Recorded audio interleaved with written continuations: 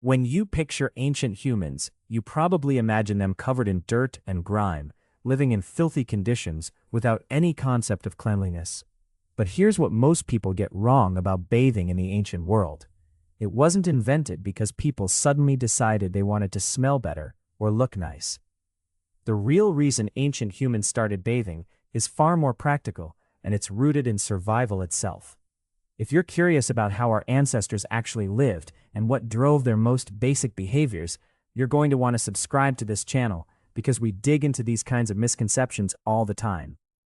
Let's start with the fundamental problem that early humans faced. When you're living in a settlement with dozens or even hundreds of other people, all in close quarters, sharing the same space day after day, something happens that goes way beyond simple vanity. Dirt doesn't just sit on your skin. It builds up in layers. It mixes with sweat, with oils from your body, with debris from your environment. In archaeological sites from 10,000 years ago, we find evidence of settlements near permanent water sources, and the pattern is unmistakable. Early humans weren't randomly choosing where to live. They were clustering around rivers, springs, and natural pools. The reason becomes clear when you understand what that accumulated dirt actually does to your body. Your skin is your largest organ, and it does far more than just hold you together.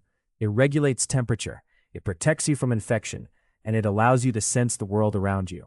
When dirt clogs your pores over days and weeks, it doesn't just feel uncomfortable, it creates an ideal environment for bacteria and parasites to thrive.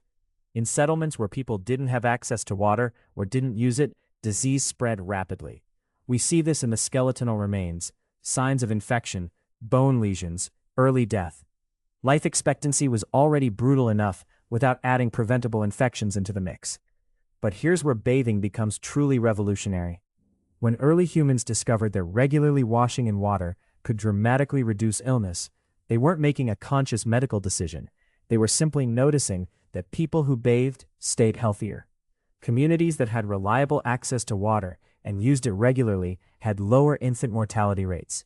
They had fewer infections. Their people lived longer. In evolutionary terms, this is massive. A settlement where people bathed was a settlement where more children survived to adulthood. More people meant more hunters, more gatherers, more hands to build shelters and prepare food. Archaeological evidence from sites in Mesopotamia and the Indus Valley shows us that by 5,000 years ago, bathing was already deeply embedded in daily life. Drainage systems and bathing vessels. Some of the earliest written records mention bathing as a regular practice. But these weren't luxuries invented by the wealthy and filtered down to everyone else. They were practical responses to a survival problem. If you want to understand more about how ancient people solved their biggest challenges, like this one, please hit that like button, because these insights are what make history actually matter. There's another critical factor that reinforced this behavior, and it's something that often gets overlooked. Water isn't just about removing dirt. Warm water, especially water from natural hot springs, has therapeutic properties that ancient people could feel immediately. When you soak in warm water, your muscles relax, your circulation improves, and minor wounds and skin irritations heal faster. Early humans didn't have the vocabulary to explain why this worked, but they could feel the difference. A person who bathed regularly simply felt better and functioned better. They had more energy for hunting and gathering. They recovered faster from injuries. The connection between bathing and health became so obvious that it wove itself into the cultural fabric of early civilizations. Bathing wasn't just something you did when you got dirty. It became ritualized. It became sacred in many cultures. In ancient Egypt, bathing was part of religious ceremonies. In early Hindu traditions, ritual bathing in rivers was seen as spiritually cleansing. These weren't invented ideas imposed from above. They were natural extensions of people's lived experience. Bathing made you feel better physically, and when something makes you feel better, you naturally attach meaning to it. What's fascinating is that this pattern held true across different continents and cultures that had no contact with each other. From ancient China to pre-Columbian Americas, wherever humans settled near reliable water sources, bathing became part of the routine. It wasn't a luxury. It was survival behavior that became tradition. Archaeological digs consistently show that settlements organized themselves around water access, not just for drinking, but specifically for bathing and washing. The layout of ancient cities reveals this prioritization. The disease prevention angle becomes even more important when you consider what kinds of illnesses plagued ancient populations. Without modern antibiotics or even a basic understanding of germ theory, the human body's natural defenses were all you had. Keeping your skin clean and healthy was one of the few ways you could actually influence your chances of surviving an infection. A cut or scrape that got infected could kill you. Parasitic infestations could weaken you to the point of death. Skin conditions could spread rapidly through a community. Regular bathing didn't eliminate these problems, but it significantly reduced their frequency and severity. There's also the psychological component that's worth acknowledging. Bathing feels good. It's refreshing and rejuvenating. For people living difficult lives, often in harsh conditions, the simple pleasure of submerging yourself in cool or warm water provided a moment of relief and comfort. This isn't trivial. Our ancestors' mental health mattered just as much as their physical health. A daily bathing ritual gave people something that improved their mood and sense of well-being.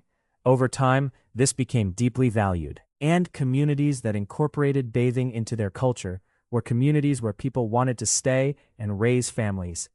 When we look at the archaeological record, we also find that bathing practices became increasingly sophisticated as civilizations developed. The Indus Valley Civilization, which flourished around 4,500 years ago, had some of the most advanced bathing infrastructure of the ancient world. They built public bathhouses, they developed drainage systems, they created bathing vessels from stone and ceramic. These weren't decorative. They were engineered solutions to a problem that their population had identified as essential. The amount of labor and resources devoted to bathing infrastructure tells us how important it had become. Similarly, in ancient Rome, bathing became so central to daily life that public bathhouses were social centers. People went there not just to get clean, but to socialize, to conduct business, to relax. But this didn't happen overnight. It evolved from the basic understanding that bathing kept you healthier. The Romans simply took that essential practice and elevated it, integrating it into urban planning and social structure. But the root cause remained the same. Bathing worked. It prevented illness. It made people feel better. It's worth pausing here to appreciate just how profound this discovery was for human civilization.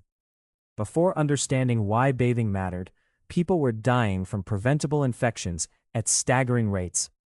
Once bathing became routine, mortality from skin infections and related illnesses dropped noticeably.